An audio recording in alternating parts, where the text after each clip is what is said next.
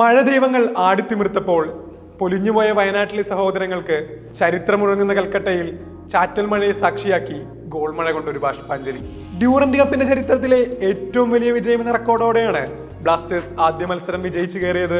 Luna Noah പെപ്രേത്രയും കളം നിറഞ്ഞപ്പോൾ പഴങ്കഥയായത് ഒരു നൂറ്റാണ്ടിലേറെ പഴക്കമുള്ള റെക്കോർഡായിരുന്നു. 1889 ഡ്യൂറൻ കപ്പ് ഫൈനലിൽ ഷിംല റൈഫിൾസിനെതിരെ ഹൈലാൻഡ് ലൈറ്റ് ഇൻഫൻട്രി നേടിയ 8-1 എന്ന റെക്കോർഡാണ് പഴങ്കഥയായത്. മുംബൈ സിറ്റി FC-യെ എതിരില്ലാത്ത 8 ഗോളുകൾക്ക് പരാജയപ്പെടുത്തിയാണ് ബ്ലാസ്റ്റേഴ്സ് തങ്ങളുടെ പുതിയ സീസണിന്റെ വരവറിയിച്ചത്.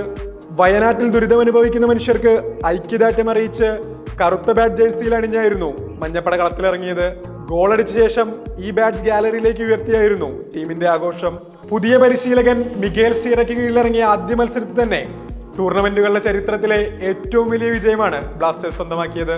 ക്വാമി പെപ്രയും നോഹ് സദോയും ഹാട്രിക്കുമായും പകരക്കാരനായി ഇറങ്ങിയ ഇഷാൻ പണ്ഡിത ഇരട്ട ഗോളുമായും നിറഞ്ഞാടിയ പോരാട്ടത്തിൽ മുംബൈ റിസർവ് ടീമിനെ ഗോൾ മഴയിൽ മുക്കിയായിരുന്നു കൊമ്പന്മാരുടെ വിജയം.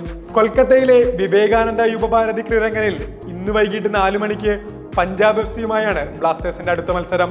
ഓഗസ്റ്റ് 10 CISF പ്രൊട്ടക്ടേഴ്സിനെതിരായ മത്സരത്തോടെ ഗ്രൂപ്പ് ഘട്ടത്തിലെ മത്സരങ്ങൾക്ക് അവസാനമാവും.